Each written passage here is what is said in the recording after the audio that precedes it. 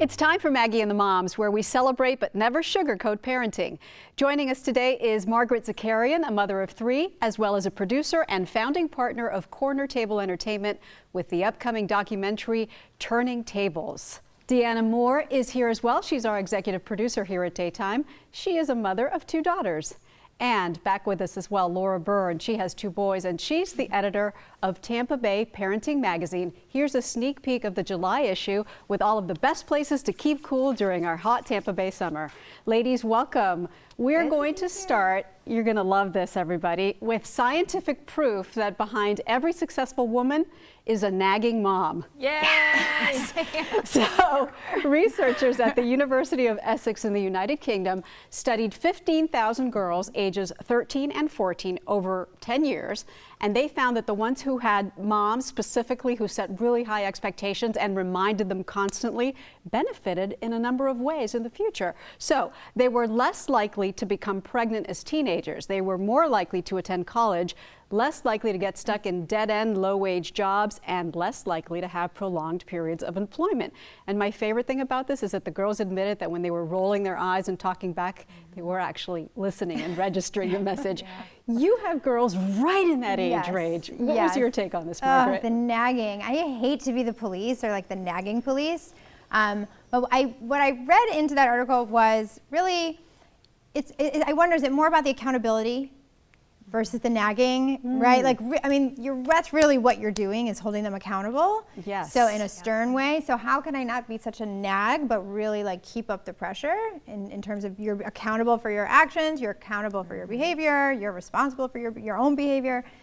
So to me, I don't know, nagging has such a bad connotation. Like I'm just being held accountable. How about a constant reminder? Maybe? Yeah, that's what I was going to say, a reminder. Do you do that with your girls, Deanna? Yes, and I feel vindicated. Yes. I do, because I know my mother gets on me and my husband gets on me, like, you're a little bit too hard on them. I'm like, but you know what? If I continue to harp on certain things, they will succeed. So this article was absolute vindication. Now I need an article that says doing that to your husband also has results. I don't know if we're going to find that, but I think we're going to keep doing it anyway. I will write it. So this did find, though, that it's the same for boys. Yeah, and I definitely nag my boys and will continue to nag my boys. I was raised by a mom who nagged me incessantly all of the time, so I guess I turned out okay, right? It all worked out in the end. You know, I think it's more of like what, you know, you were saying, Margaret, too, is that it's just the reminder of what the expectations are, that failure is not an option to a point, because as we know, failure can be very good for us, and being humbled is incredibly good for us as adults and for kids. But it's it's a good thing, because we got to, and even, you know, as wives, right? We're just reminding our husbands we need to get this done, right? Setting our expectations. Accountability, as Margaret list. said. Yeah. The way I see it is the voice of our parents is sort of the voice of our conscience until we develop our own. So that's how I've always looked at it. And even now as an adult, the way that the things I value, the way that I behave, even the way I raise my kids, I can trace those back to things that I learned from my mom. And were you rolling your eyes? Yeah, I was, and it worked. So, but you always have your parents in the back of your mind when you're doing certain things. So I think it works. We all agree. All right, so the next study that we're going to look at involves the right thing to do if you have sons. So this is a study out of the University of Eastern Finland, which studied 153 boys ages 6 through 8 and found that the less physical activity that they got, the more trouble they had with reading. So this is the problem with limiting boys' physical activity. If we do it because we're overprotecting, trying to keep them safe from any possible danger, it's increasing the likelihood of real health issues that arise from being sedentary. A lack of activity inhibits academic growth, as this study showed, because boys need to move or they can't concentrate in class. And lastly, when they fail to behave this way, we punish them for being the way they're naturally wired. And then we sometimes incorrectly diagnose them. Oh, that's got to be ADHD or something like that. Laura, what was your take as the mother of 2 boys? Yeah, I mean, if I don't get my boys into some sort of activity like now swimming, thank goodness, it can be their behavior. They start to act out a little bit. And, you know, teachers even here in the area thought they got really creative. Obviously, they're limited in the classroom on how much recess time the kids get. But they've been putting bouncy balls that the kids can sit on, or those balance balls. They put the bouncy bands around the seat so the kids can fidget and move, because kids need to move, and especially little boys, but girls too. They do need to get up and get around a little bit more. You make sure your kids get out there plenty? I do. I have one child, and I have 2 girls, but she's just very kinetic. She's just bouncy all the time. And I feel like if she is to sit in a classroom for 8 hours straight and not get that energy out, it's detrimental to her. So I want her to be able to have like breaks to just move around and be herself. They need it. Do you find that with your son, George? Yes, I mean, the difference between 2 girls and a boy, and the boy coming after in age from the 2 girls, I'm like, what is happening? He's climbing on the furniture and jumping and wants to play, fight, and all of that. It really is like in his DNA, and the more I can get him out, outside, running, swimming is a great one, the better. And the problem in the schools, it's hard logistically. So There's not enough time in the day. Right, and almost the whole thing need to do that in the morning, and we have the whole system set up for the afternoon. That's a great point. So it's hard. It is hard. You know, this study made me feel bad because I've been a little impatient with my son over the summer. You know, when he's like jumping on the sofa or getting out of his seat at dinner or playing rough with the dog. And I'm like, oh, it's because he's not doing all the sports that he normally does during the school year. He's not, you know, getting out of the house as much as he should. So I think it's just at the very least a good reminder to all of us, get our kids out there in the summer because they need it, especially boys. All right, ladies, we're gonna spin the wheel. Let's see what we come up with today in our wheel of topics. Mom hacks, we love mom hacks. Laura, what's yours for the day? All right, so I got to think of one that I've used recently here. This is because I feel like I've talked a lot about a lot of them, right?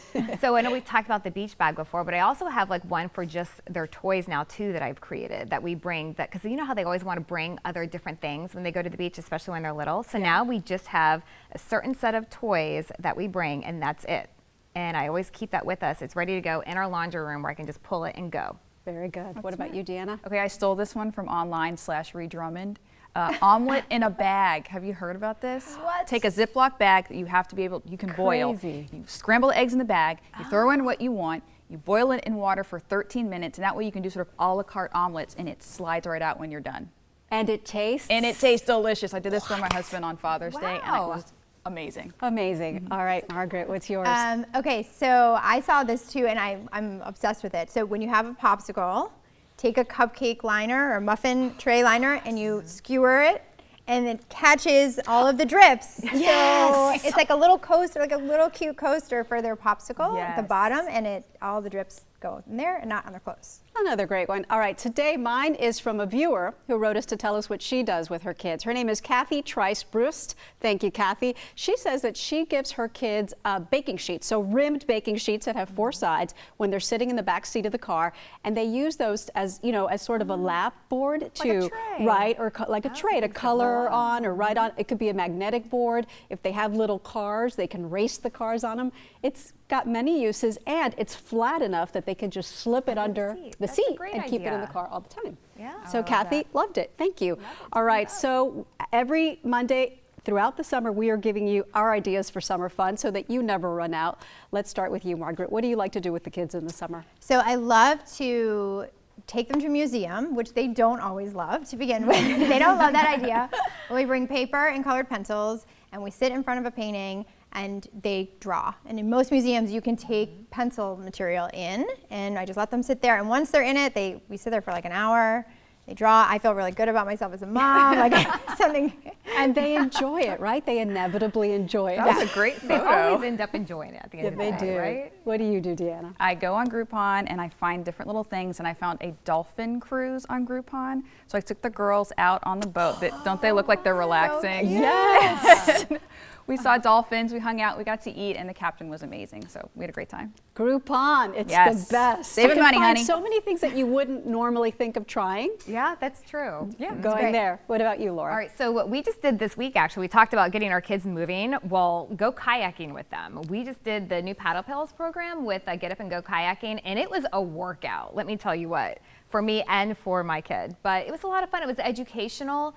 He got to move. It was clear as we could see the bottom. Where is this photo, that photo? That was Shell Key Preserve. So we took off right out of Tierra Verde. It wasn't a long kayaking tour, but it was just enough. And it's designed for kids ages 9 to 12. Okay. And it was great. And our guide was wonderful. She taught him so many, even me, things that I didn't know about our own ecosystem and environment here. It was just a really cool experience, and he was exhausted. I had no issues getting that kid to bed that night. He got his physical activity Yes, in he that did. now we know Probably he for the needs. week out of that, because it was pretty windy that morning. That's awesome. So something that we discovered when we first moved to Tampa, this is several years ago, we found out that you can actually take tours of Raymond James Stadium. Did you know that they have weekday tours every single day? So this was a couple of years ago. I took the kids. This is something that is every single weekday. All you have to do is go on their website, raymondjamesstadium.com. It's $12 for adults, $8 for children. It's a 75-minute tour every weekday afternoon at 2 p.m. You get to go to the pirate ship. You get to go onto the field. Oh, wow. You get to go to the suites, the clubhouse, So the great. locker room. cool. And now, you know, Tom it Brady. smell? It didn't, but it's like now I think because we're Super Bowl champs, we have so many star players. I think Yeah. more than ever, your kids would love That's it. great. So check it That's out. great. I Good did not idea. know that. I love that. So We're going do to it. put that on our bucket list this summer. I think they put up the reservations they make available every Friday afternoon on the Okay. website, and you have to go and make a reservation. You Right can't away. just show up. Yeah. Okay. All right, ladies, thank you so much. Thank you. We invite all of you to please share your summer fun ideas. Daytime at WFLA.com is our website. Daytime will be right back.